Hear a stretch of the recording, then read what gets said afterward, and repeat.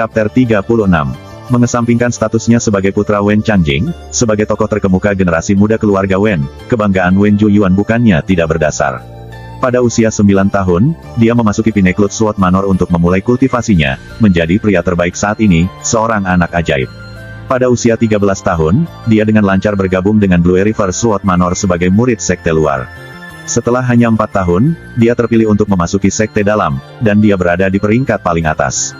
Hari ini, kultivasinya telah mencapai puncak alam peredaran darah, tahap Refining Bone. Tingkat pencapaian dalam martial Dao ini sudah cukup untuk membuat beberapa kekuatan utama kota Guangling menghela nafas atas inferioritas mereka sendiri. Bagaimana mungkin seseorang seperti dia menganggap serius menantu laki-laki seperti Sui? Dia meremehkan untuk membayar penjahat manja seperti Huang Qianjun, apalagi memperhatikan Sui. Burung berbulu. Deskripsi yang tepat. Wen Shaobei dan pemuda keluarga Wen lainnya tertawa terbahak-bahak. Dengan Wen Zhuoyuan untuk mendukung mereka, mereka sama sekali tidak takut pada Huang Qianjun meskipun ini adalah bengkel keluarga Huang. Wen Zhuoyuan, menurutmu siapa yang kamu hina? Huang Qianjun menatap tajam. Apakah aku mengatakan sesuatu yang salah? Wen Zhuoyuan menatapnya dengan dingin.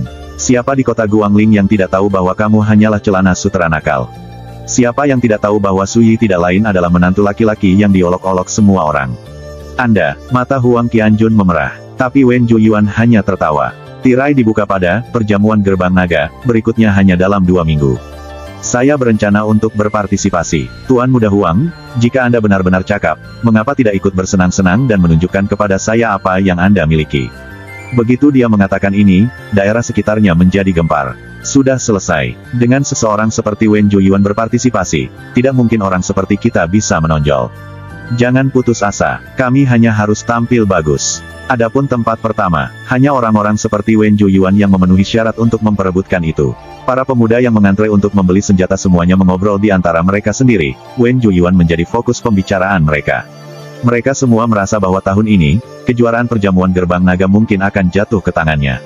Dari sini, terlihat jelas betapa tinggi status Wen Zhuoyuan di kalangan generasi muda kota Guangling. Mendengarkan obrolan orang banyak membuat para pemuda keluarga Wen bangga. Mereka membusungkan dada dan mengangkat kepala tinggi-tinggi. Wajah Huang Qianjun pucat pasi, dan ekspresinya berubah-ubah. Namun, sebelum dia bisa mengatakan apa-apa, Wen Zhuoyuan memukulnya habis-habisan. Jangan buang kata-kata. Jika kamu punya nyali, mari kita bertemu di perjamuan gerbang naga. Dengan itu, dia berbalik dan membawa para pemuda keluarga Wen pergi, mengabaikan Sui sepenuhnya. Dia meremehkan bersaing dengan orang cacat seperti dia. Saat dia melakukannya, orang lain akan mengejeknya karena menindas yang lemah. Selain itu, bagaimana mungkin mengintimidasi menantu laki-laki memberinya rasa pencapaian? Huang Qianjun menyaksikan Wen Zhuoyuan dan pagar betisnya pergi. Dia mengepalkan tinjunya dan mengerutkan bibirnya, wajahnya pucat dan ekspresinya tidak sedap dipandang. Sakit, bukan? Sui melirik celana sutra muda itu. Huang Qianjun menarik napas dalam-dalam dan mengangguk. Tiba-tiba, seolah-olah dia baru saja menyadari sesuatu, dia berkata dengan bingung, Kakak Su, kamu, bagaimana denganmu? Kamu tidak marah sama sekali. Dia bingung. Selama pertemuan pertama mereka di rumah pertemuan immortal, Sui dengan mudah mengalahkan semua bawahannya. Tingkat kekuatan itu sama sekali tidak biasa. Lebih jauh lagi, dengan jaringan Sui, dia bahkan bisa membuat Huang Yuncong tunduk. Jadi bagaimana mungkin Sui membiarkan ini begitu saja? Dia hanyalah seekor semut yang meminta perhatian, kata Sui dengan ringan. Jika dia berhasil membuatku marah, aku akan berpikir lebih baik tentang dia. Sayangnya, dia tidak layak. Huang Qianjun tertegun, dia jelas tidak bisa mengerti. Sui juga tidak mau repot-repot menjelaskan lebih jauh. Tapi ada satu hal yang tidak dia katakan, ketika seseorang menentangnya, tidak peduli siapa mereka, hal-hal tidak akan berakhir baik bagi mereka. Selingan kecil ini berlalu dengan cepat. Di dalam bengkel pembuat pedang, di depan tungku yang menyala-nyala. Huang Qianjun telah memimpin Sui langsung ke ahli pedang terkenal Wang Tianyang. Rambut Wang Tianyang sangat jarang, dia praktis botak, dan dia kurus dengan kulit berwarna tembaga. Dia mencengkeram palu di satu tangan, dan saat ini sedang menempa pedang panas yang belum selesai. Bunga api tersebar ke segala arah, menerangi ruangan. Tuan, teman saya ada di sini. Apakah ada kemungkinan Anda bisa membantu saya dan menempahkan dia pedang? Huang Qianjun berdiri di samping, tersenyum dan dengan rendah hati mengepalkan tinjunya. Namun, Wang Tianyang mengabaikannya sepenuhnya. Dia hanya terus memalu pedang yang sedang dia kerjakan. Suara dentang logam memenuhi udara, dan beberapa percikan api hampir mendarat di Huang Qianjun. Menyadari bahwa dia telah diabaikan, Huang Qianjun tertawa canggung, lalu menoleh ke arah Suyi dan berbisik, "Kakak Su, tetua Wang selalu seperti ini. Tolong, jangan tersinggung. Biarkan dia menyelesaikan apa yang dia lakukan dulu," kata Suyi. "Untuk saat ini, arahkan aku untuk melihat materinya. Aku harus memutuskan apa yang akan masuk ke pedangku."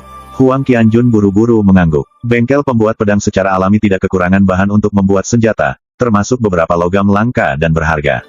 Setelah melihat semua yang mereka miliki, Suyi mau tidak mau tenggelam dalam kesunyian. Bahkan bahan-bahan mahal yang dianggap paling baik pun masih hanya bahan biasa. "Kamu tidak puas, Kakak Su? Ini adalah bengkel terbaik di kota Guangling. Jika Anda tidak dapat menemukan apapun yang Anda sukai, Anda mungkin harus pergi ke ibu kota prefektur Clue Driver untuk menemukan sesuatu yang lebih baik," jelas Huang Qianjun. Suyi tidak membenarkan atau menyangkalnya.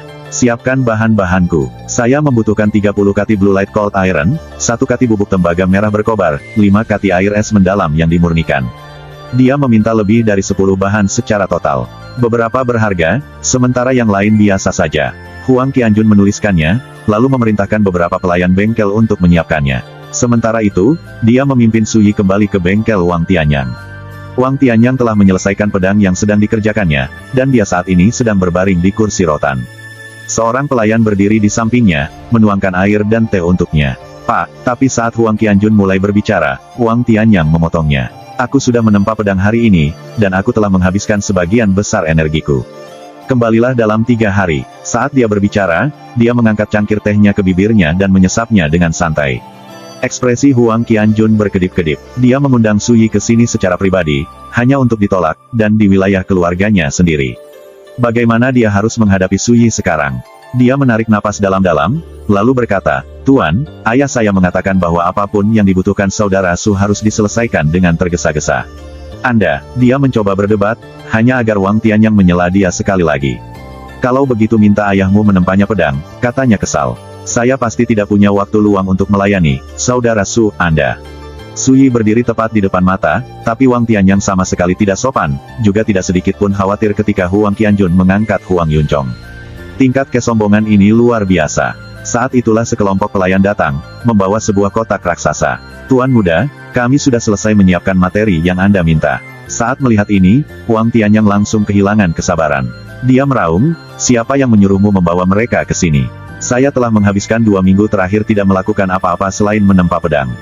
Aku berencana untuk beristirahat dengan baik, kemudian mencari rumah bordil dan membakar tenaga, hanya untuk kamu yang bodoh muncul dan menimbulkan masalah. Anda mengembalikan barang-barang itu ke tempat asalnya." Dia sangat marah, dia bangkit dari kursi anyamannya dan melemparkan cangkir tehnya ke tanah. "Ah, jadi dia terburu-buru mencari rumah bordil." Huang Qianjun langsung mengerti. Untuk seseorang yang sehebat dan sekuat Wang Tianyang, terkurung selama 2 minggu memang sulit untuk ditanggung. Tiba-tiba, sebuah ide berani terlintas di benaknya. Mengapa tidak memperkenalkan Penatua Wang pada karakter, Nong, yang diajarkan saudara Su kepada saya? Mungkin membantu menghilangkan kebutuhan mendesaknya. Tunggu, ketika dia melihat para pelayan bersiap untuk mengembalikan materi, Su Yi angkat bicara.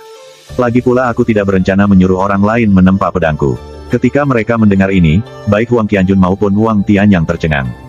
"Bisakah Anda meminjamkan saya bengkel Anda?" Su Yi melirik Tungku di dekatnya. "Tentu saja bisa," kata Huang Qianjun segera. "Tetapi, Kakak Su, apakah kamu berencana untuk menempa pedangmu sendiri?"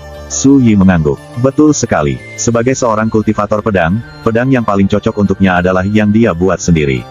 Hanya dengan begitu dia dapat sepenuhnya menyadari pedang daunnya." "Oh, nak, apakah kamu di sini hanya untuk membuat masalah?" Wang Tianyang tertawa dingin, tatapannya menghina. Anak laki-laki yang napasnya masih berbau susu ibunya berencana menempa pedang tepat di depannya.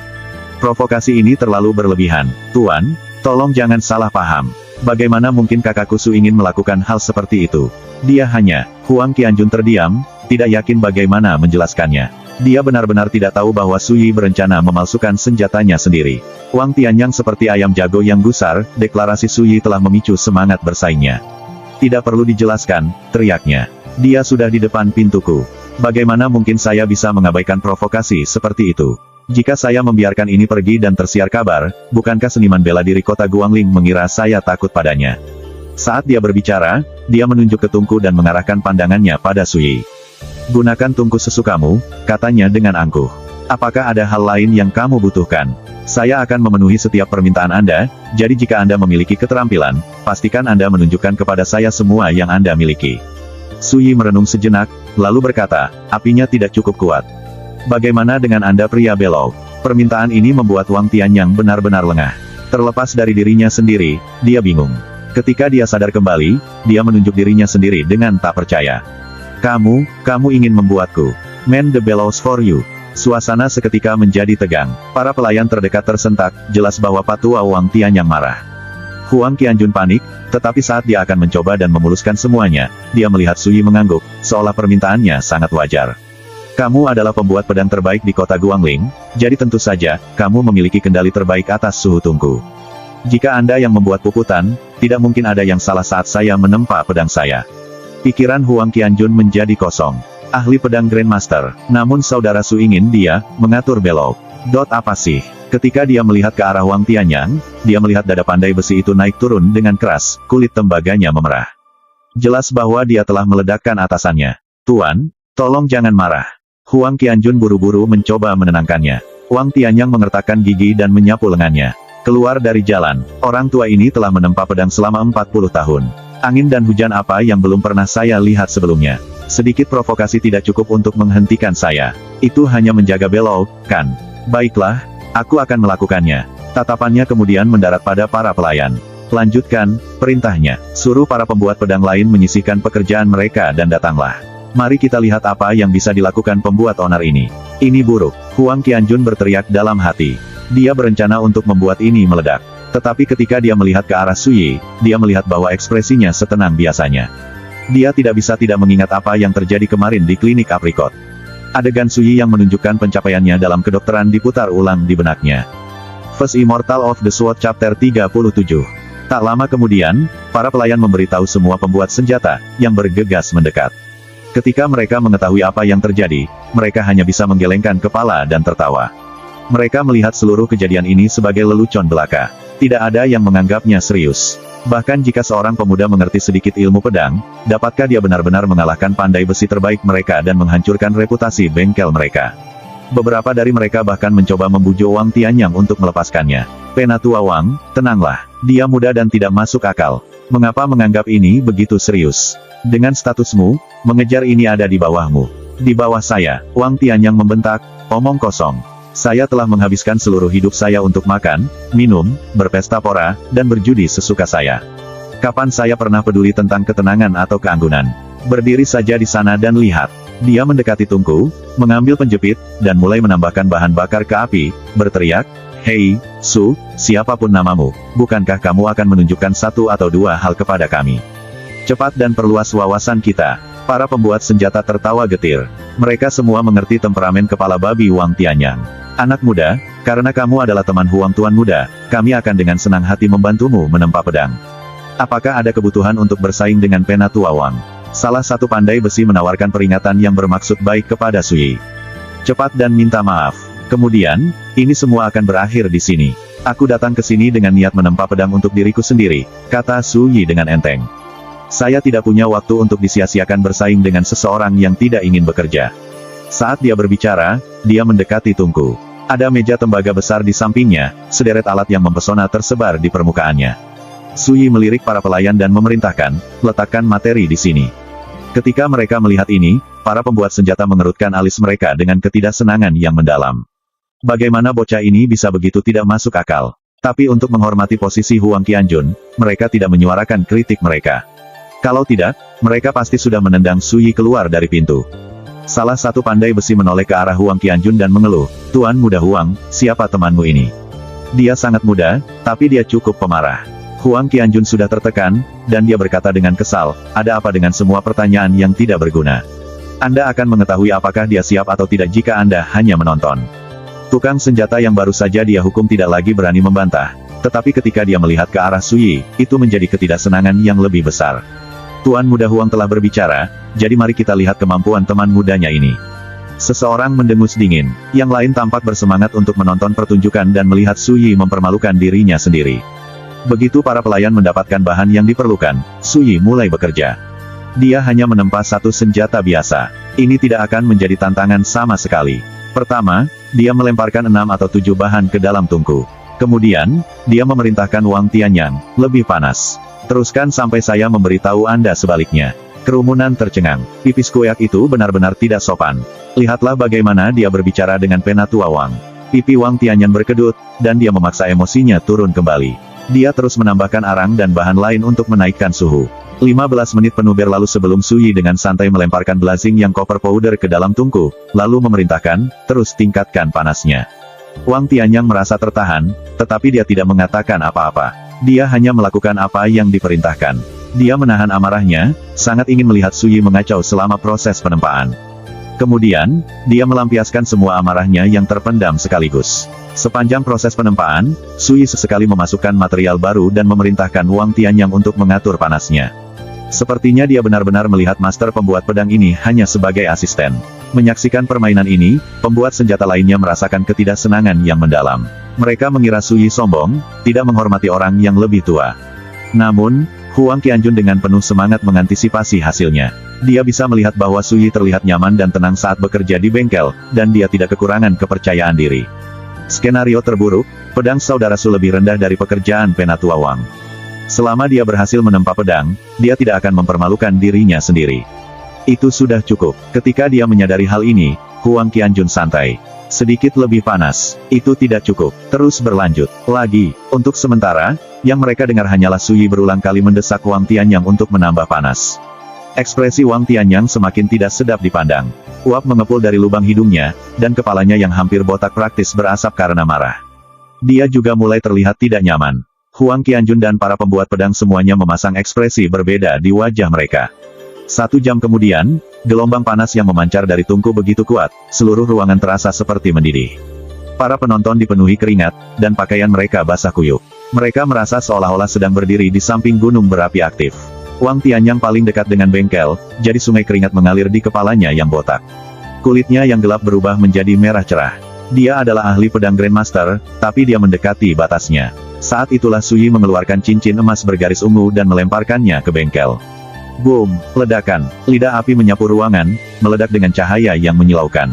Cincin itu meleleh dengan kecepatan yang terlihat dengan mata telanjang, menjadi untaian cairan ungu samar berkilau.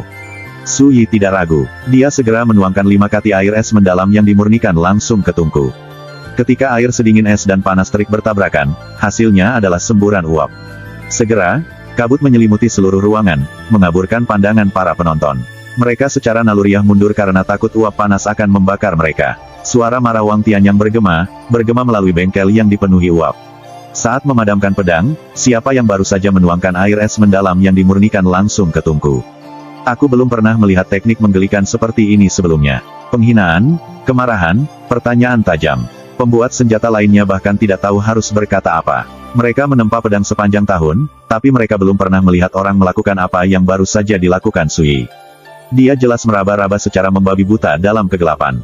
Tak lama kemudian, gelombang panas dan uap panas mereda, dan pandangan para penonton menjadi jelas. Ketika Wang Tianyang kembali terlihat, sepertinya alisnya telah terbakar habis. Rambut tipis apa yang pernah dia miliki telah hilang, dia sekarang benar-benar botak dan merah seperti telur yang diasinkan kedelai. Dia menggertakkan giginya, jelas di samping dirinya sendiri karena marah. Su Yi, sementara itu, terlihat tenang dan fokus. Dia memegang tang di tangannya, yang dengannya dia memegang garis kasar pedangnya. Dia memegangnya di depannya dan memeriksanya. Bilah yang belum selesai berwarna gelap seluruhnya, dengan kilau ungu samar. Selain itu, sepertinya tidak ada yang istimewa tentang itu. Bentuk pedangnya sebenarnya terlihat cukup bagus, kata salah satu pembuat senjata dengan heran. Masih garis besarnya saja, kata yang lain. Kita masih harus melihat apakah itu bisa menahan temper atau tidak. Saya tentu tidak berpikir itu bisa. Bahkan jika ya, seberapa bagus senjata yang terbuat dari bongkahan logam mentah seperti itu. Senjata yang bagus membutuhkan material berkualitas dan keunggulan. Bocah ini datang ke sini untuk menimbulkan masalah, jadi dia seharusnya bisa membuat pedang yang bagus. Tertawa salah satu pandai besi dalam upaya terang-terangan untuk mengipasi api dan menimbulkan masalah. Mereka jelas di sini hanya untuk melihatnya membodohi dirinya sendiri. Huang Qianjun tertawa dingin pada dirinya sendiri, tetapi dia tidak mengatakan apa-apa. Kita lihat siapa yang tertawa pada akhirnya. Kemudian, mereka menyaksikan Su Yi meletakkan batang logam mentah ke landasan, mengangkat palu besar dengan tangan kanannya, dan mengayunkannya. Dentang, percikan tersebar ke segala arah, dan ledakan yang memekakkan telinga terdengar. Gendang telinga penonton berdengung, dan terlepas dari diri mereka sendiri, mereka tampak terpana.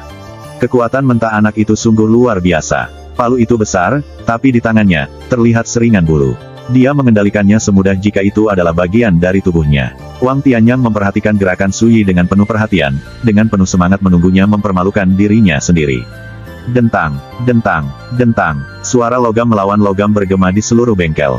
Setiap kali palu besar mendarat, percikan api beterbangan seperti kembang api, pemandangannya sangat indah. Semua orang secara bertahap menyadari bahwa ada sesuatu yang tidak beres. Tak lama kemudian, salah satu pembuat senjata mau tidak mau berseru, "Teknik apa ini?" Dengarkan itu memiliki irama yang berbeda, hampir seperti bernafas. Sekarang lihat pedangnya, ini seperti menanggapi palu, beresonansi dengan setiap tumbukan. Seolah-olah mereka terhubung bahkan dari kejauhan. Yang lain tampak bingung, mereka juga bisa merasakan apa yang terjadi. Di tengah percikan api yang berhamburan, setiap pukulan palu memiliki ritme yang tak terlukiskan. Di bawah serangan gencar tanpa henti, garis pedang yang kasar dan kasar menyusut, menjadi lebih padat dan lebih padat, mulai terbentuk. Apakah anak itu benar-benar menguasai beberapa metode unik menempa pedang? Semua pembuat pedang bertanya-tanya hal yang sama, dan ekspresi mereka menjadi jauh lebih serius. Pada awalnya, kesombongan Su Yi telah membuat mereka marah, dan mereka sudah menyiapkan apa yang akan mereka katakan setelah usahanya untuk menempa pedang pasti gagal. Mereka akan mengajarinya bahwa setiap industri memiliki kerumitannya sendiri, pentingnya menghormati para ahli, serta harga yang harus dibayar untuk melebih-lebihkan kemampuan mereka sendiri. Tapi sekarang, tidak ada yang berani menghibur pikiran seperti itu. Ini adalah pandai besi berpengalaman yang bekerja di bengkel sepanjang tahun. Tidak mungkin melewatkan betapa luar biasanya teknik Su Yi. Lihat itu, Huang Qianjun berteriak pada dirinya sendiri. Saya baru tahu bahwa begitu saudara Su mengambil tindakan, dia bisa meyakinkan orang tua bangka yang sombong itu. Ini akan menjadi seperti apa yang terjadi di klinik aprikot. Huang Qianjun hanya bisa melirik Wang Tianyang. Tukang pedang Grandmaster botak berdiri di sana seperti patung, benar-benar bingung saat dia melihat gerakan Su Yi. Ekspresinya berubah, dan dadanya naik turun. Dia jelas gelisah. Hahaha, hahaha. Jadi, bahkan penatua Wang, yang sering mengunjungi rumah bordil yang pemarah, tertegun. Huang Qianjun sangat senang, dia hampir tertawa terbahak-bahak. Dia belum pernah melihat Wang Tianyang kehilangan kendali seperti ini. Orang tua itu sangat bangga, dia bahkan mengabaikan Huang Yuncong. Namun sekarang, dia mungkin akan menundukkan kepalanya di hadapan Su Yi. Suatu saat nanti, dentang, dengung pedang yang jelas bergema di seluruh ruangan. Bagi para penonton, itu seperti suara ketuhanan, memukau mereka hingga sadar dan mengguncang mereka dari pikiran mereka yang terpencar-pencar. Itu bahkan menarik perhatian Huang Qianjun. Apa yang dia lihat adalah pedang setinggi 2 kaki, 7 inci, selebar 3 jari, bilahnya berwarna hitam jernih dan cerah. Su Yi mencengkeram gagangnya. Meskipun berwarna hitam, ia memiliki kualitas yang halus, seperti langit malam. Itu bermata 2, dan berkilau dengan kilatan cahaya halus. Su Yi menggerakkan pergelangan tangannya, dan kegelapan pedang yang bertinta bersinar dengan kilau ungu yang samar dan berkilauan, memberinya udara ilusi tambahan.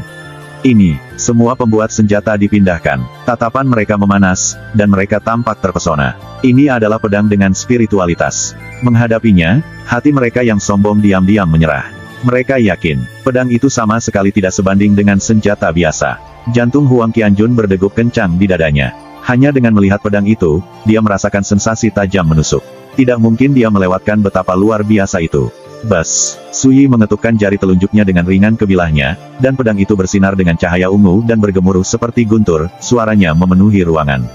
Saat dia melihat ini, Su Yi mengangguk dengan sedikit kepuasan. Meskipun ini sebenarnya bukan senjata spiritual, setelah menambahkan Purple Streaked Gold, itu memiliki jejak spiritualitas.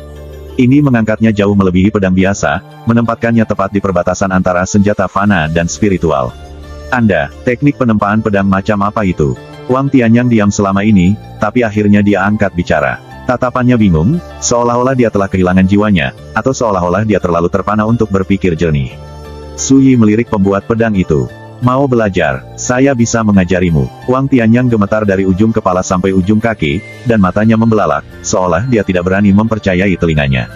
Ekspresinya berubah secara dramatis, melayang bola-balik. Akhirnya, di bawah pengawasan orang banyak, ahli pedang terkenal dari kota Guangling menundukkan kepalanya karena malu dan membungkuk rendah di pinggang.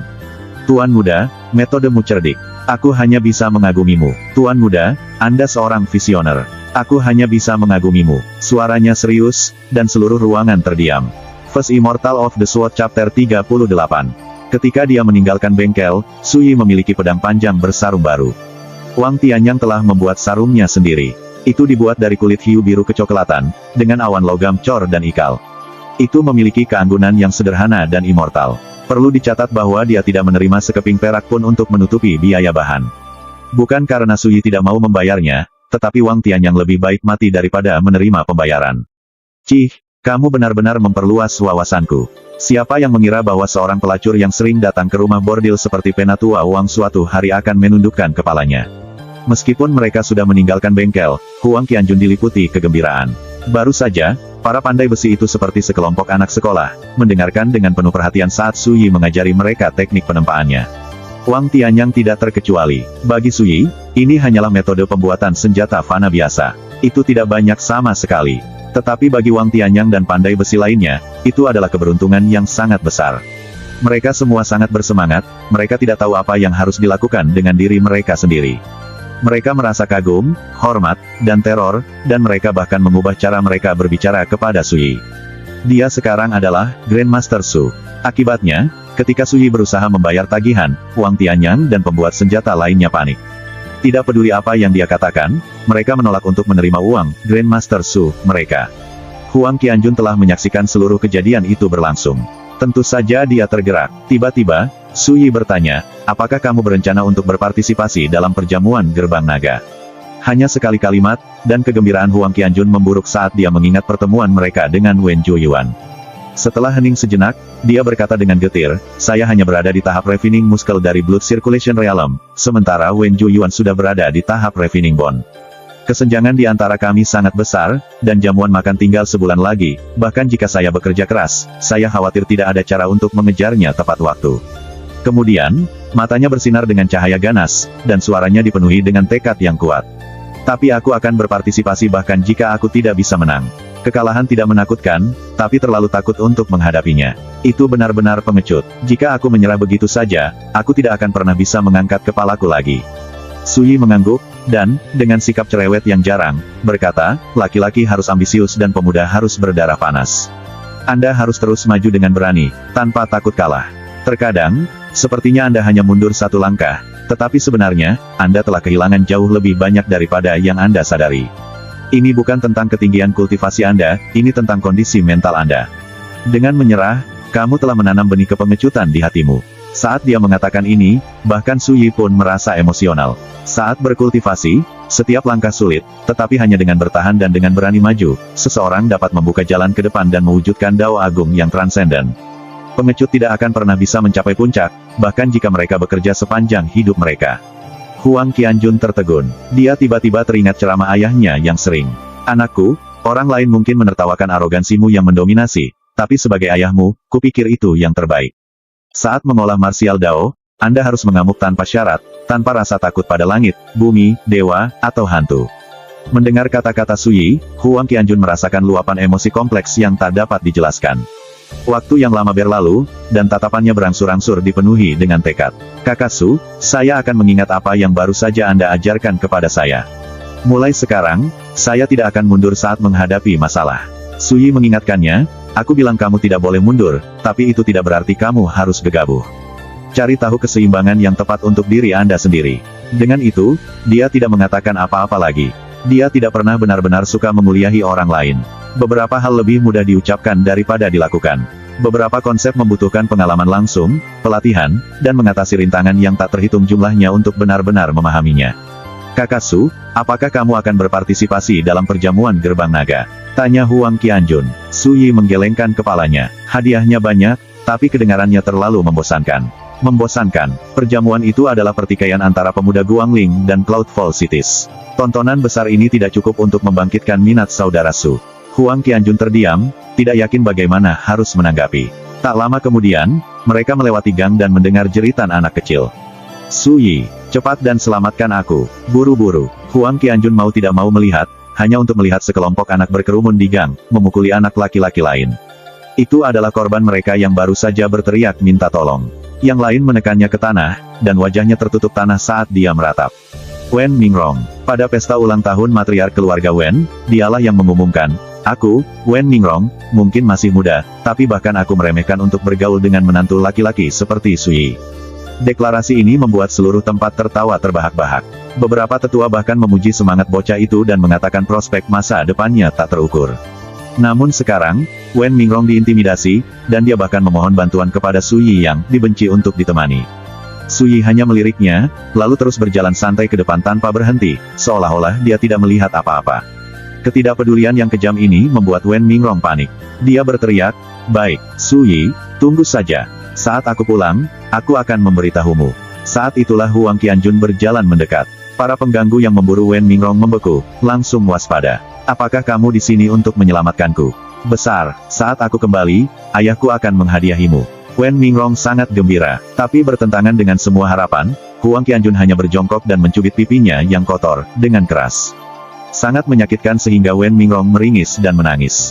"Bocah kecil, tidakkah kamu pikir kamu agak bingung?" Huang Qianjun tertawa gembira. "Jika stasiun saya mengizinkannya, saya akan menamparkan Anda sendiri. Kamu sama sekali tidak punya sopan santun. Anda." Pikiran Wen Mingrong menjadi kosong. "Jangan hanya berdiri di sana. Terus berlanjut." Huang Qianjun bangkit, mengeluarkan beberapa perintah kepada para pengganggu, lalu pergi, tertawa sambil pergi. Tak lama kemudian, jeritan dan permohonan Wen Mingrong memenuhi gang sekali lagi. Tapi semua ini tidak ada hubungannya dengan Su Yi. Klinik Aprikot. Ketika Su Yi kembali, dia melihat sekelompok penjaga berdiri di dekat gerbang. Mereka tampak kuat dan terlatih, dan mereka tidak membiarkan siapapun masuk. Ruang di sekitar klinik itu kosong, semua pasien sudah lama pergi. Apakah ini semacam tantangan? Mata Huang Qianjun berkilat, mengancam kekerasan, dan dia melangkah maju. "Hei bajingan, siapa yang memberitahumu bahwa kamu bisa bertindak liar di sini?" Tuan Muda Huang. Ketika mereka melihat Huang Qianjun, ada kegemparan yang jelas di antara para penjaga. Namun, tidak satupun dari mereka mundur, mereka jelas memiliki kepercayaan pada dukungan mereka. Pemimpin mereka, seorang pria berbaju hitam, berkata dengan muram, "Tuan Muda Huang, klinik Aprikot adalah wilayah keluarga Wen di sini. Bagaimana Anda bisa menyebut melindunginya, bertindak liar? Kamu dari keluarga Wen?" Huang Qianjun tertegun. Pria berjubah hitam itu mengangguk. "Kami bawahan tetua kedua keluarga Wen. Kami datang ke sini untuk urusan bisnis dengan Tuan Muda keluarga kami." "Tuan Muda Huang, ini tidak ada hubungannya dengan Anda, jadi sebaiknya Anda tidak terlibat." Huang Qianjun mengerutkan alisnya. "Tuan Muda keluargamu, maksudmu pria Wen Jieyuan itu?" "Memang." Pria berjubah hitam itu mengangguk. Huang Qianjun langsung mengerti. Klinik Aprikot awalnya berada di bawah kendali Wen Changqing, namun kemarin, Su Yi telah mengambil alih kepemimpinannya. Selain itu, dia membersihkan tempat semua orang yang terikat kontrak dengan Wen Changqing dalam satu gerakan. Tidak ada keraguan tentang hal itu. Putra Wen Changqing, Wen Jieyuan, ada di sini untuk balas dendam. Pria berbaju hitam itu sudah memperhatikan Su Yi di dekatnya, dan tatapannya langsung berubah ganas. Dia mengangkat tangannya, menunjuk, dan berteriak, "Menantu keluarga Wen, kamu akhirnya kembali. Apakah Anda tahu sudah berapa lama Tuan Muda kami menunggu Anda?" Para penjaga lain juga tampak sangat tidak ramah. Lagi pula, mereka datang ke sini untuk membantu Wen Jieyuan membuat masalah, bagaimana mungkin mereka memperlakukan Su Yi dengan hormat? Sial, Huang Qianjun baru saja akan berteriak ketika Su Yi meletakkan tangannya di bahunya. "Kamu tinggal." Huang Qianjun menoleh untuk melihat, hanya untuk melihat ketidakpedulian yang tenang di tatapan Su Yi, serta kilatan dingin. Hatinya bergetar. "Di mana Tuan Mudamu?" Su Yi melangkah maju, tenang seperti biasa. Dia tidak peduli dengan ejekan pandai besi, karena di matanya, mereka hanyalah semut, tidak layak dipertimbangkan. Tapi klinik Aprikot berbeda, ini adalah wilayahnya. Mereka datang untuk memusuhi dia di wilayahnya sendiri. Tidak mungkin dia tidak peduli. "Ikut denganku." Pria berbaju hitam itu menatapnya dengan dingin, lalu berbalik dan melangkah ke klinik. Su Yi mengikuti, sementara penjaga lainnya menempel di dekatnya, mengawasinya dengan ketat seolah takut dia akan melarikan diri. Saudara Su berencana menangani ini sendiri, ya. Saat Huang Qianjun hendak mengambil tindakan, dia mengingat perintah Su Yi dan berhenti di jalurnya. "Aku harus mengikuti perintahnya, tapi jika aku hanya berdiri di sini tanpa melakukan apa-apa, bukankah aku akan terlihat tidak berguna?" Huang Qianjun tenggelam dalam pikirannya. Dia tidak mengkhawatirkan kesejahteraan Su Yi, dia hanya meratapi ketidakmampuannya untuk pergi menonton pertunjukan. Tak lama, ia tampaknya mencapai keputusan. Dia berbalik dan pergi. Sedangkan di dalam Aprikot Klinik, Hukuan, Wu Guangbin dan yang lainnya semuanya hadir, tetapi semua alis mereka terjalin erat karena khawatir. Ketika mereka melihat Su Yi melangkah melewati pintu, ekspresi mereka berubah. Su Yi baru saja mengambil manajemen klinik kemarin, tetapi putra Wen Changqing, Wen Jieyuan, sudah ada di sini untuk membuat masalah. Setiap anggota staf klinik merasakan bahwa Su Yi berada dalam masa sulit. Hukuan buru-buru mengeluarkan peringatan, "Tuan, Anda tidak boleh berbenturan dengan Tuan Muda Wen Jieyuan. Mundur sekali ini saja, ada masa depan tanpa batas di depanmu." Su Yi tidak setuju atau tidak setuju. Dia hanya mengangguk. "Aku senang kau baik-baik saja." Hukuan ingin mengatakan sesuatu, hanya agar pria berbaju hitam itu mendorongnya pergi. "Ini bukan urusanmu. Kalian semua, tunggu di sana." Kemudian, dia membawa Su Yi langsung ke halaman belakang klinik. Hukuan dan staf lainnya memperhatikan mereka pergi, lalu saling memandang dan menghela nafas. Mereka sangat mengagumi keterampilan medis Su Yi, tapi kali ini, keluarga Wen yang datang mencari masalah. Mereka tidak dalam posisi untuk terlibat. Halaman belakang Apricot Clinic, Wen Jieyuan berdiri dengan tangan di belakang, di samping pohon belalang. Dia menatap tajam ke sumur yang dirantai, alisnya berkerut erat. Lama berlalu sebelum dia berbicara. 9 tahun yang lalu, Taois pengembara Wu Ruokyu mengatakan bahwa setiap orang yang tinggal di halaman itu akan dilahap oleh hantu yang tinggal di dalam sumur. Lalu, mengapa Su Yi masih hidup? Wen Jieyuan bingung. Dia akan datang ke sini pagi ini. Dia awalnya berencana untuk melihat betapa mengerikannya kematian Su Yi. Siapa yang mengira bahwa hal seperti itu tidak terjadi? Su Yi masih hidup dan sehat. "Tuan Muda, kami membawa Su Yi." Su Yi, pria berbaju hitam, dan penjaga lainnya berjalan ke halaman. Membanting, gerbang ditutup, dan para penjaga bubar, mengambil pos di dekatnya. Tatapan dingin mereka menatap Su Yi, seolah-olah dia adalah mangsa yang telah masuk ke perangkap mereka. Wen Jieyuan berdiri di samping sumur, berpakaian putih. Ketika Su Yi tiba, dia berbalik menghadapnya, bertanya, "Katakan padaku, ketika kamu tinggal di sini tadi malam, apakah ada yang aneh terjadi?" Nada suaranya memaksa dan memaksa, seolah-olah dia sedang memberi perintah. First Immortal of the Sword Chapter 39. Wen Jieyuan merendahkannya, mengudara. Su Yi baru saja mengalihkan pandangannya ke seberang halaman, dan ketika dia melihat tidak ada yang rusak, dia berkata dengan ringan, "Memang benar ada beberapa hal aneh yang terjadi di sini tadi malam, tapi, apa hubungannya denganmu?" Alis Wen Jieyuan berkerut, dan dia tertawa, "Su Yi, kamu menantu laki-laki yang malang, kamu baru mengelola klinik aprikot untuk 1 hari, namun amarahmu sudah tumbuh sebanyak ini." Para penjaga tertawa dingin bersamanya. Mereka bekerja untuk keluarga Wen. Selama setahun terakhir, siapa di antara mereka yang tidak pernah mendengar betapa tidak berharga dan menyedihkannya Su Yi? Mereka sama sekali tidak menganggapnya serius. Wen Jieyuan melanjutkan dengan nada menghina, "Atau apakah menurutmu, sebagai suaminya, kamu dapat memanfaatkan Ling Zhao menjadi murid Grandmaster untuk memperbaiki situasimu? Biarkan aku memberitahumu, bahkan jika aku membunuhmu di sini dan sekarang, sepupu Ling Zhao tidak akan membalaskan dendammu." Saat dia mengatakan ini, ada sedikit rasa kasihan di tatapannya. Ekspresi Su Yi semakin tenang. Tiba-tiba, dia bertanya, "Apakah kamu kenal Wu Ruokyu?" Wen Jieyuan tiba-tiba menjadi serius. "Apakah kamu bertemu Taois pengembara tadi malam?" Su Yi langsung mengerti. "Seperti yang kupikirkan, kamu dan ayahmu sudah lama tahu tentang bahaya halaman. Seandainya ada orang lain yang bermalam di sini, saya khawatir mereka sudah mati." Wen Jieyuan terdiam. Tiba-tiba, dia tertawa terbahak-bahak, tatapan aneh di matanya. "Su Yi, kamu seharusnya mati tadi malam, tapi kemudian, belum terlambat." Dia melambai, suaranya dingin dan acuh tak acuh. "Bunuh dia." "Iya Pak." Para penjaga yang tersebar di seluruh halaman segera merespons, mengelilingi Su Yi, tatapan mereka sedingin es dan membunuh. "Maafkan saya, Tuan Muda." Dentang, seorang pria pendek tapi besar menarik pedang pendek besinya, lalu meluncurkan dirinya dari tanah seperti anak panah yang terlepas dari tali busurnya. Dia meluncur lurus ke arah punggung Su Yi. Kata pendek menebas garis cahaya pedang vertikal sempurna, secepat kilat. Su Yi tidak terlalu banyak berpindah posisi, tapi pedangnya yang bersarung melecut di belakangnya. Sarungnya menghantam dada pria pendek dan besar itu ketika pedang pendek itu hanya berjarak setengah kaki dari punggung Su Yi. Kegentingan, serangan itu tampak biasa saja, tetapi sangat sombong. Rusuk penjaga gempal itu hancur dan dadanya hancur. Dia berteriak kesakitan, tetapi sebelum dia bisa bereaksi, sarungnya terangkat dan menghantam lehernya. The Blood Circulation Realm, penjaga elit Refining Muscle Stage jatuh, lutut terbanting ke tanah dengan bunyi gedebuk, lehernya patah dan kepalanya terkulai lemas. Dia tidak bernapas lagi. Itu terjadi dalam sekejap, dan selama seluruh proses, pedang tidak pernah meninggalkan sarungnya, dan Su Yi juga tidak berbalik menghadap musuhnya. Dia telah membunuhnya menghadap ke arah yang berlawanan, bahkan tanpa memandangnya. Semua orang di halaman merasa ngeri. Orang cacat itu memulihkan kultivasinya. Berdiri di samping sumur, ekspresi Wen Jieyuan menjadi gelap. Setahun yang lalu, sekte luar kepala pedang Blue River Sword Manor, Su Yi, kehilangan kultivasinya, lalu menikah dengan keluarga Wen sebagai orang cacat. Semua orang di kota Guangling tahu itu. Namun sekarang, Sui dengan mudah membantai seorang kultivator realem sirkulasi darah. Kalian semua, serang sekaligus. Pria berbaju hitam itu berteriak dengan dingin.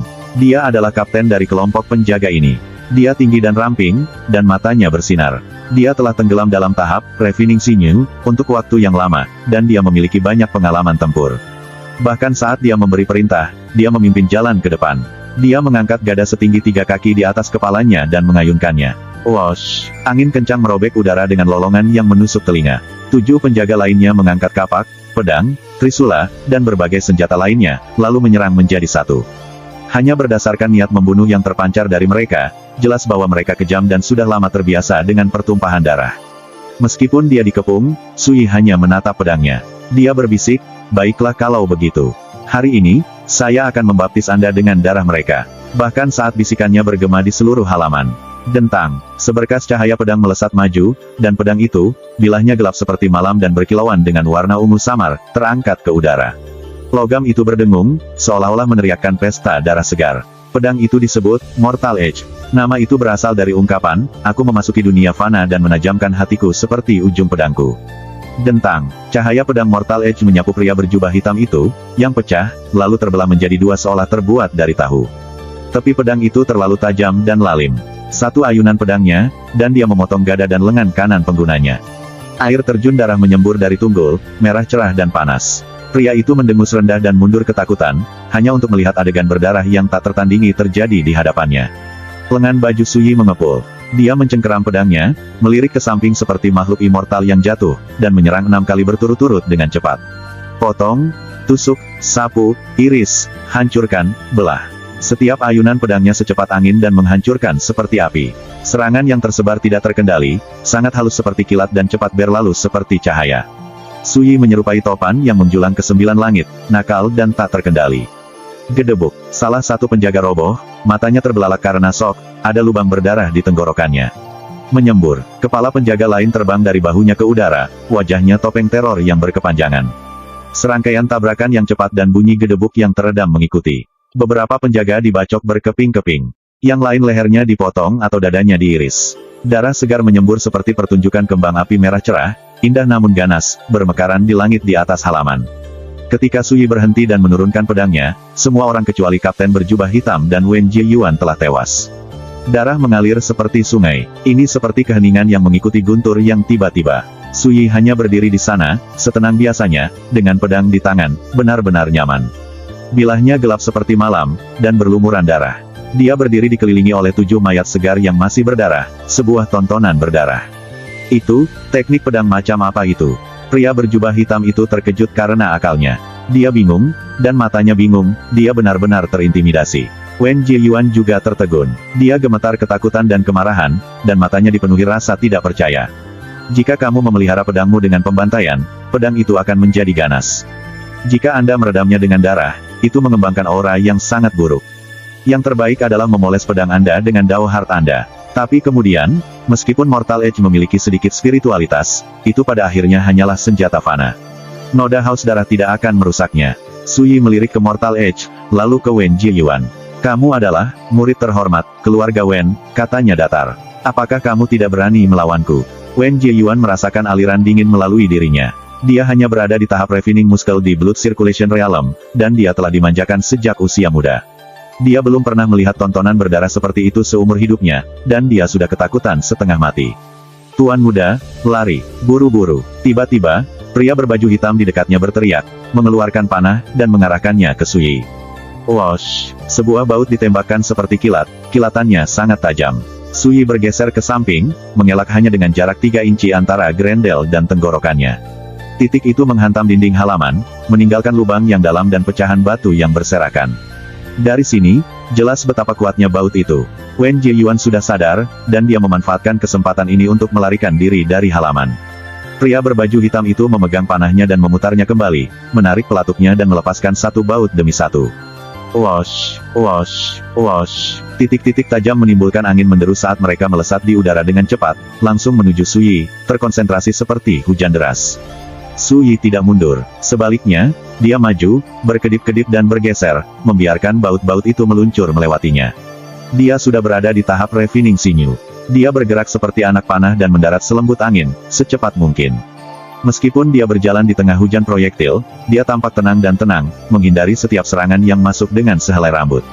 Dalam sekejap mata, dia tiba di depan pria berbaju hitam, sama sekali tidak terluka, bahkan tidak ada sehelai rambut pun yang keluar dari tempatnya. Jika kamu melakukan ini, kamu hanya akan menyakiti dirimu sendiri. Pria berbaju hitam itu berteriak.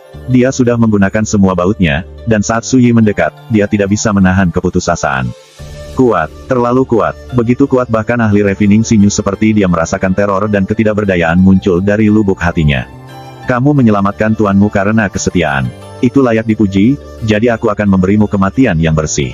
Dengan itu, ujung pedang Su Yi berkilat, menyembur. Pedang itu menembus dada pria itu, menghancurkan jantungnya. Di saat-saat terakhir sebelum kematiannya, dia tidak percaya betapa cepat dan efisiennya gerakan Su Yi.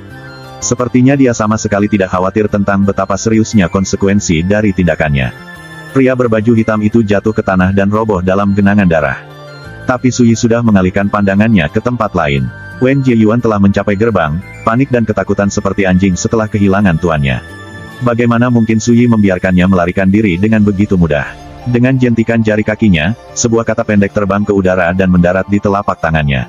Lengannya melonjak dengan kekuatan, dan dia melemparkannya. Swoosh! Kata pendek itu terbang seperti anak panah, cepat dan kejam seperti kilat, lalu tenggelam langsung ke punggung Wen Jieyuan. Kombinasi rasa sakit yang menyiksa dan teror yang luar biasa membuat Wen Jieyuan diambang kehancuran.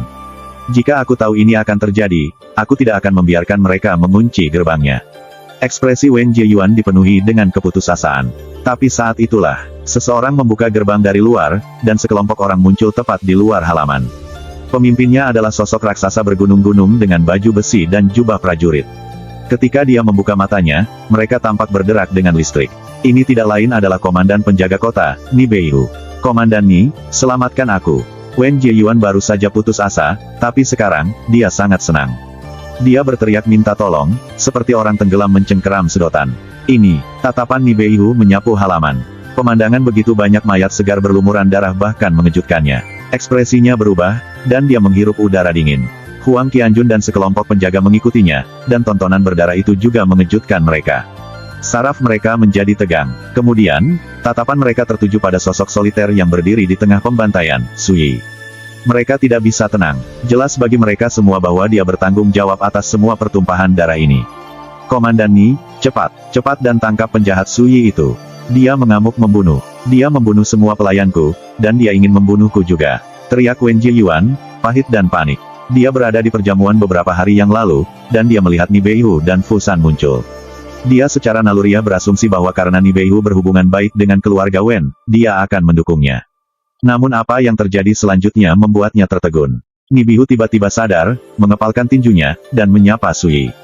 Saya minta maaf atas kedatangan saya yang terlambat, Tuan Muda Su, dan dengan rendah hati meminta maaf kepada Anda.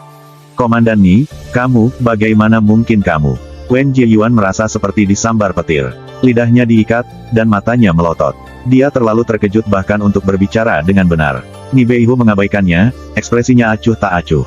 Dia hanya menatap Su Yi dengan sangat hormat.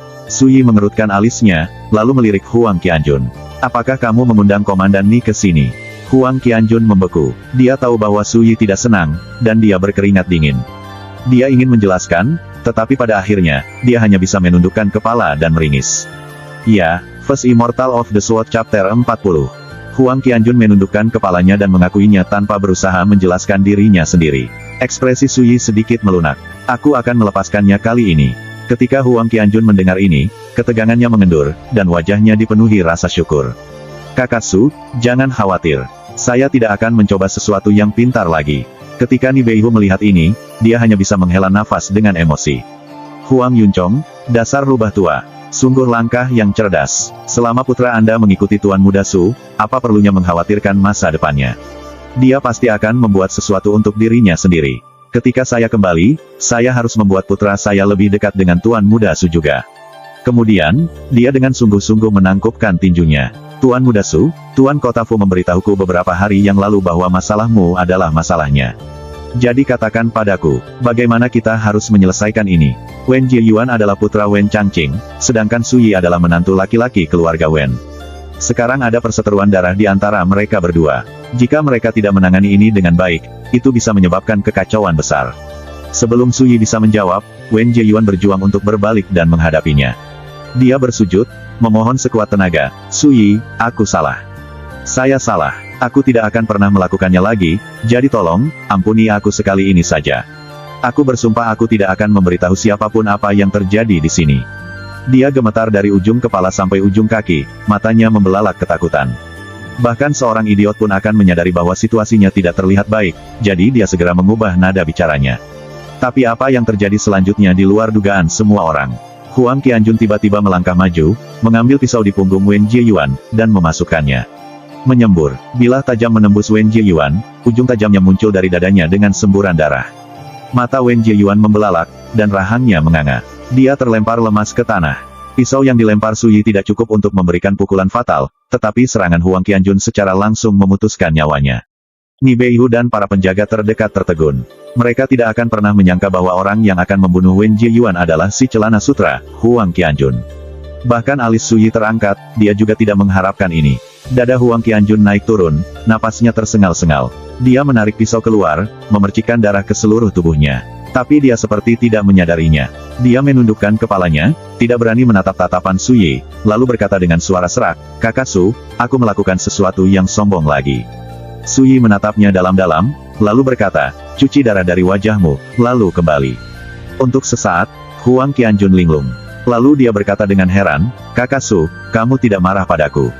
Tapi barusan, aku tidak perlu mengatakan lebih banyak. Saya mengerti." Su Yi melambai padanya. Huang Qianjun menyeringai, lalu bergegas pergi untuk membersihkan dirinya. Huang Qianjun, anak itu. Dia kejam, berani, dan dia benar-benar habis-habisan. Serangan itu adalah puncak kesempurnaan. Dengan ini, dia menjadikan dirinya rekan konspirator Su Yi dan mengumumkan kesetiaannya melalui tindakannya. Dia jelas memenangkan persetujuan Tuan Muda Su juga. Ni Beihu hanya bisa menghela nafas pada dirinya sendiri. Mengapa saya tidak menyadari bahwa Celana Sutra yang mendominasi ini begitu licik dan berani? Seandainya Su Yi memberikan pukulan terakhir kepada Wen Jieyuan, itu pasti akan menyebabkan konflik langsung dengan keluarga Wen. Dengan memilih saat itu untuk menyerang, Huang Qianjun telah secara efektif mengalihkan semua masalah ke dirinya sendiri. Bahkan jika keluarga Wen mengetahui apa yang telah terjadi, mereka akan membalas dendam pada Huang Qianjun. Ini adalah risiko dan pengorbanan yang diterima Huang Qianjun ketika dia mendorong pisaunya. Tapi dengan melakukan itu, dia benar-benar memenangkan persetujuan Su Yi. Ni Beihu kejam dan berpengalaman. Bagaimana mungkin dia bisa melewatkan apa yang terjadi di sini? Itu sebabnya dia menghela nafas dengan begitu banyak emosi. Dia bertanya pada dirinya sendiri, apakah dia berada di posisi Huang Qianjun, dapatkah dia membuat pilihan yang sama? Mungkin, tapi kemungkinan besar dia akan ragu-ragu. Dia tidak mungkin begitu cepat atau tegas.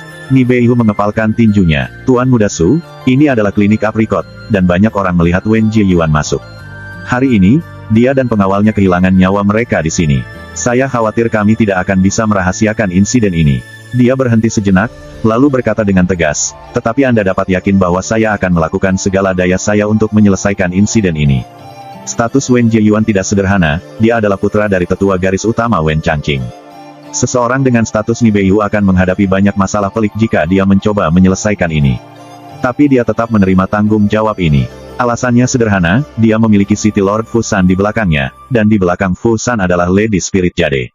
Dengan dentang, Su Yi menyarungkan pedangnya dan berkata dengan enteng, "Tidak perlu bersusah payah.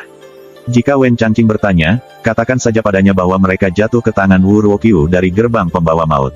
Ini mengalihkan kesalahan. Bagian terbaiknya adalah Wen Changqing tidak diragukan lagi sudah mengetahui keberadaan Wu Ruoqiu, dan setidaknya sedikit tentang halaman.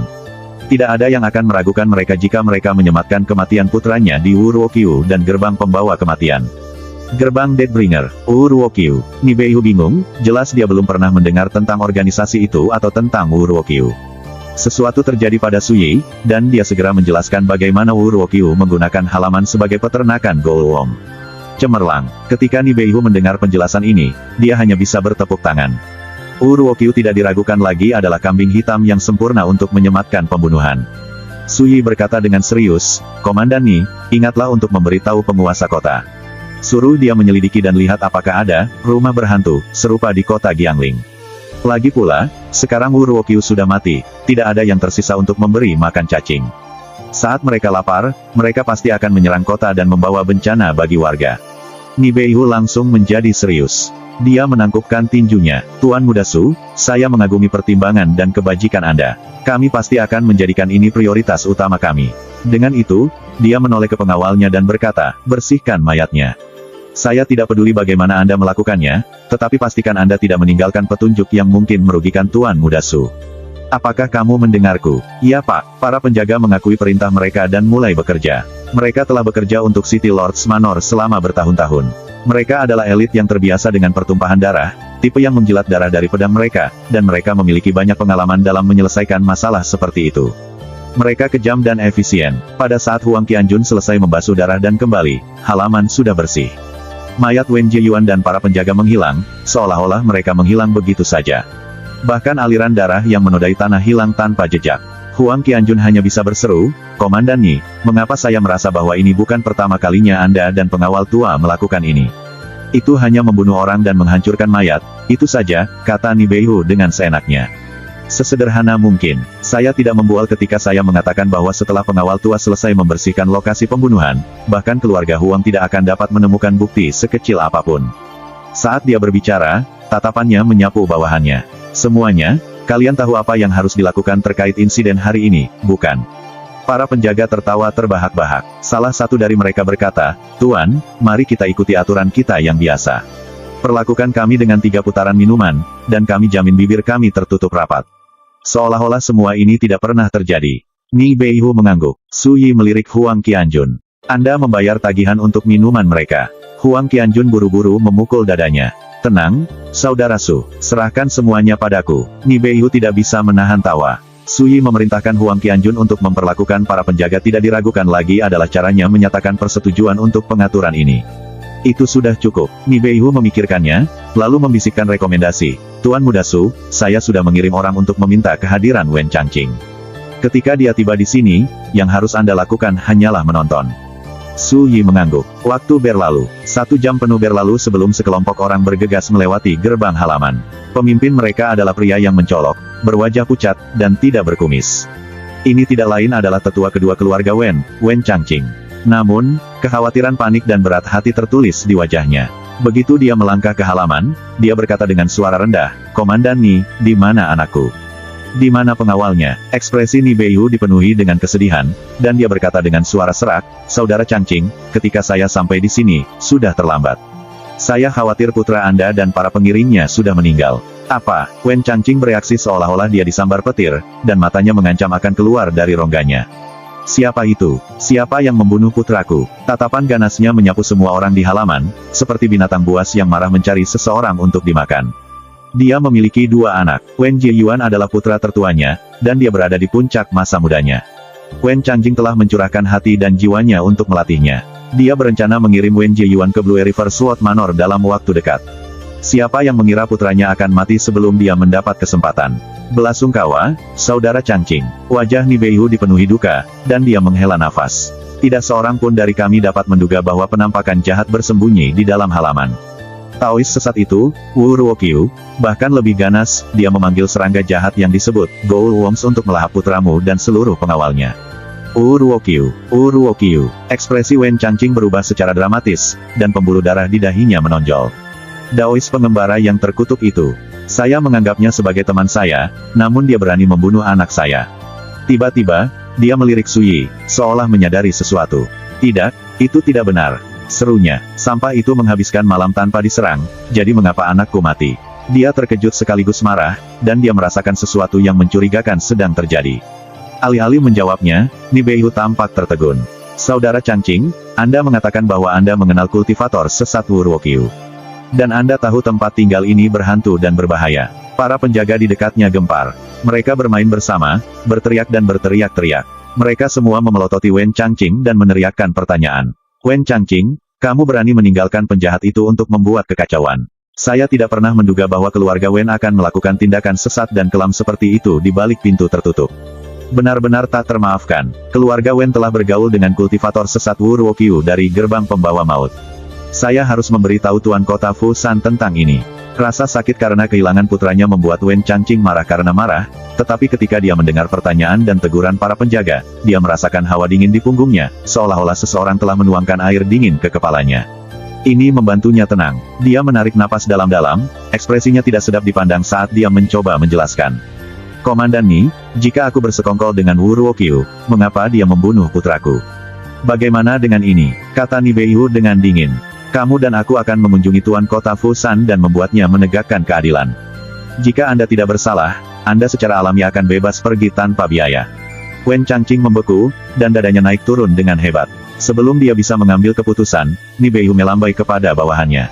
Datang, antarkan Wen Changqing ke manor Tuan Kota. Ketika dia melihat ini, Huang Qianjun, yang berperan sebagai penonton, tidak bisa menahan napas. Saya telah melihat kejahatan saya yang adil, tetapi saya belum pernah melihat orang yang berhati hitam ini. Dia tidak hanya membuat gerbang Deathbringer dan Wu Ruokyu mengambil risiko untuk ini, dia bahkan memanfaatkan kesempatan ini untuk menyeret Wen Changqing pergi. Betapa jahatnya, jika dia berhasil sampai ke tanah Tuan Kota, mengingat hubungan Tuan Kota Fusan dengan Suyi, Wen Changqing akan hancur. First Immortal of the Sword Chapter 41. Pengawal tua mengepung Wen Changqing, tatapan mereka tertuju padanya. Wen Changqing dengan jelas merasakan bahwa ini bukan pertanda baik baginya, dan dia agak panik.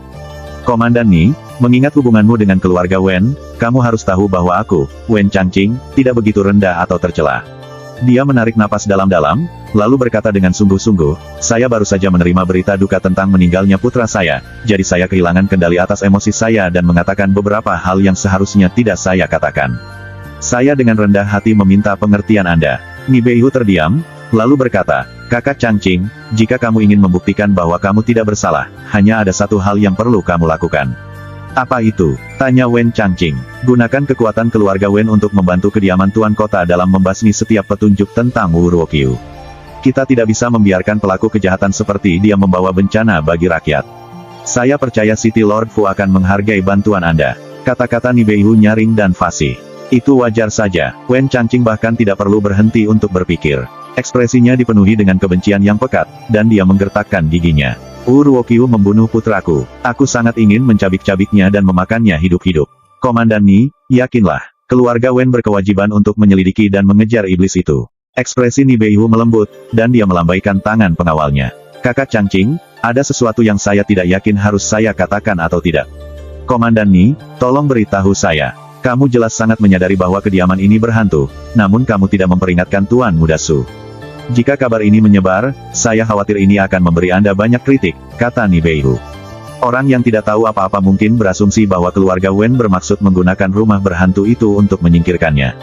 Ekspresi Wen Changqing berubah drastis, dan dia langsung menyangkalnya. Bagaimana aku bisa? Aku, Wen Changqing, tidak akan pernah melakukan sesuatu yang tidak tahu malu dan tercela. Saya akan memberitahu Tuan Kota Fusan tentang ini, kata Ni Beihu dengan muram. Selain itu, izinkan saya untuk berterus terang, jika ada yang tidak beres selama Tuan Muda Su tinggal di sini, keluarga Wen tidak akan bisa lepas dari tanggung jawab.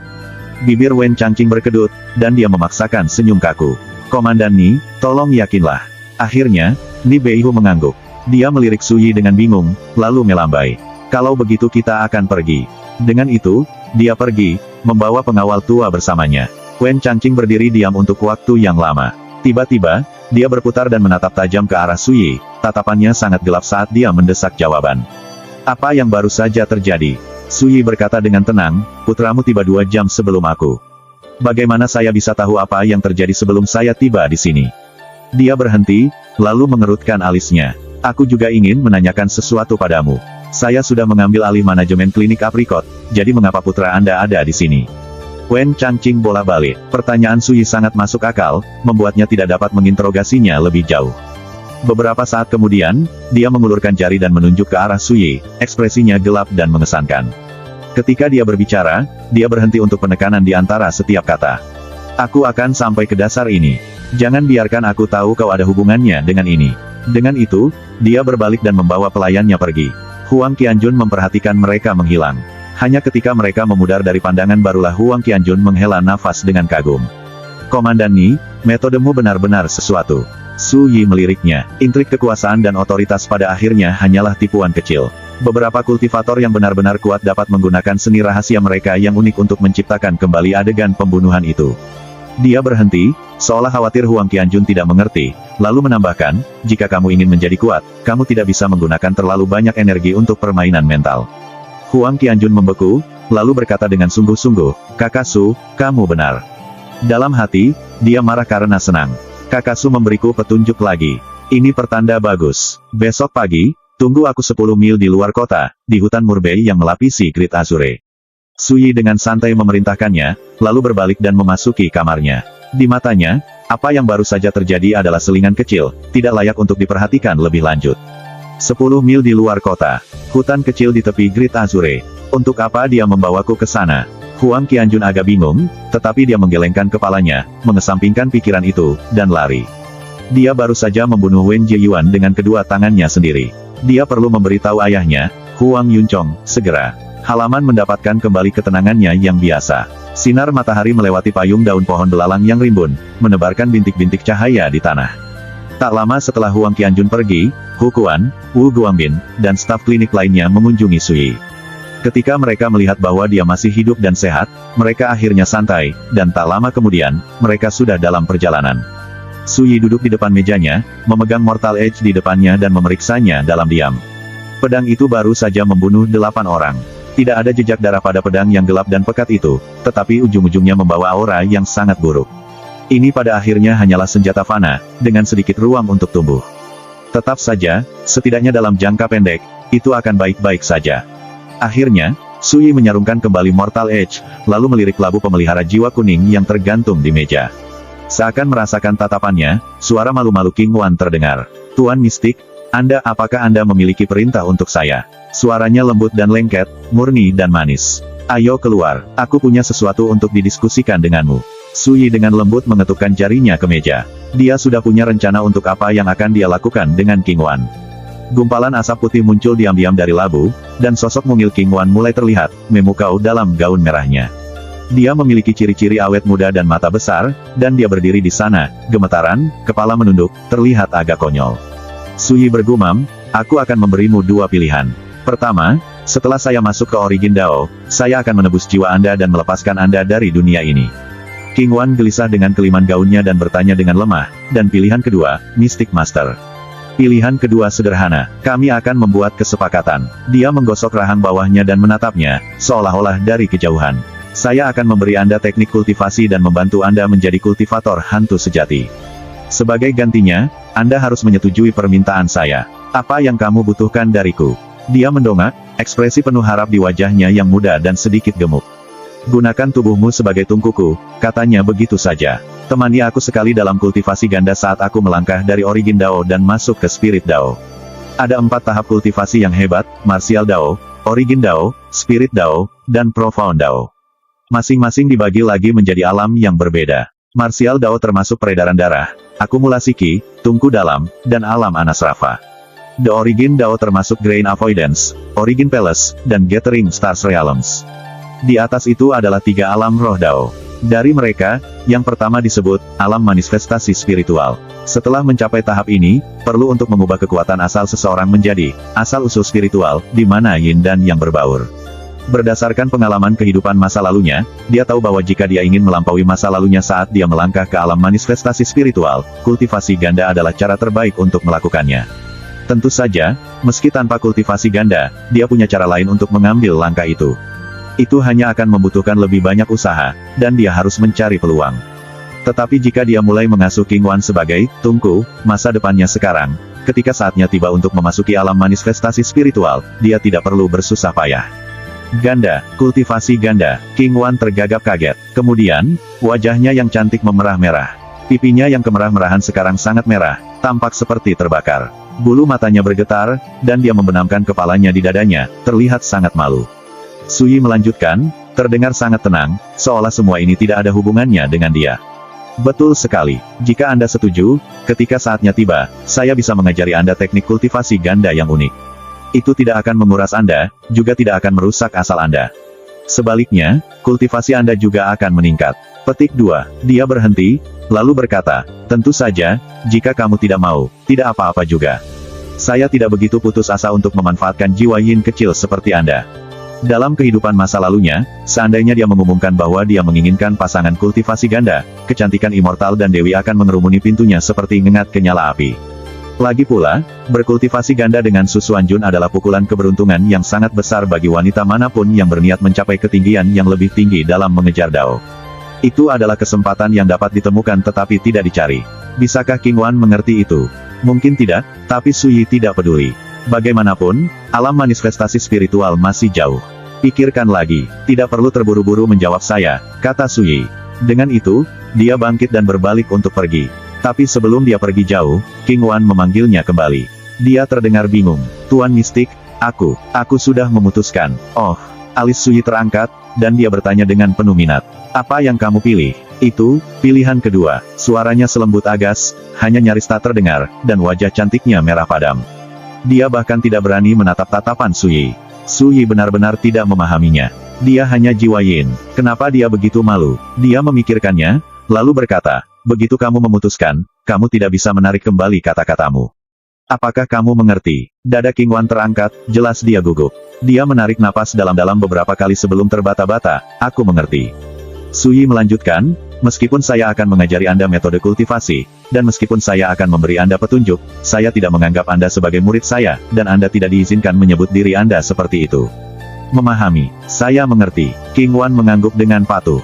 Su Yi merenung sejenak, lalu menambahkan, bahkan jika kamu menjadi mitra kultivasi gandaku, kamu tidak akan menjadi istri atau selirku, dan aku tidak akan bertanggung jawab untukmu. Apakah kamu mengerti? King Wan tertegun. Kemudian, dia tergagap, Mystic Master, tidak perlu khawatir. Aku tidak berani mengingini hal seperti itu. Mendengar ini, Su Yi akhirnya mengangguk puas. Aku akan memberimu 1 hari lagi untuk memikirkannya. Jika Anda belum berubah pikiran saat itu, saya akan mengajari Anda teknik kultivasi. Dengan itu, dia bangkit, mendorong membuka pintu, dan pergi. Saat itu tengah hari, dan perutnya keroncongan. Dia harus memuaskan rasa laparnya sebelum dia melakukan hal lain. Adapun apa yang dipikirkan King Wan, dia bahkan tidak bisa diganggu untuk menebak. Bukan karena dia berhati batu. Dia bukan tanpa emosi, tetapi dia memiliki kondisi mental dan pengalaman kehidupan masa lalunya selama 108.000 tahun. Dia sudah lama melepaskan diri dari masalah cinta. Jika dia ditakdirkan untuk bertemu dengan seorang wanita yang mencuri hatinya, dia secara alami akan menghargai dan menyayanginya. Jika tidak, dia tidak akan mendorong masalah ini. Adapun kultivasi ganda, romansa kasual, one night stand. Jika semua orang setuju, mengapa dia tidak bersenang-senang? Ketika Su Xuanjun melakukan urusannya, dia tidak pernah membiarkan cinta atau kesenangan mengganggunya. Terima kasih, sampai jumpa di episode berikutnya.